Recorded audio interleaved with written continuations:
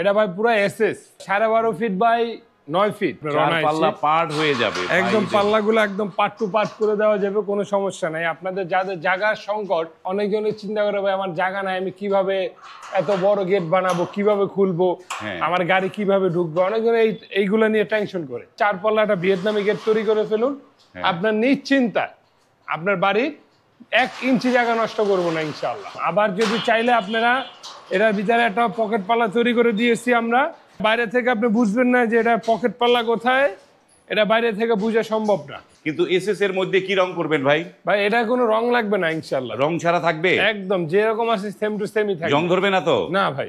এটা কোন মাল দিয়ে করেছেন ভাই আপনারা? এটা হলো কি আপনারা বাজারে বাংলাদেশের হাই কোয়ালিটির এসএস হলো কি স্টিল লেক কোম্পানির এসএস। এটার আপনার আউট ফ্রেম পাবেন, এটার হলো গিয়া 2-3 আউট ফ্রেম। আচ্ছা, আপনার ভিতরে যে লেজার কাটিংটা আছে এটা হলো গিয়ে 3 মিলি মোটা। এটা কত টাকা স্কয়ার ফিটে করেছেন ভাই? পার স্কয়ার ফিট 2000 টাকা।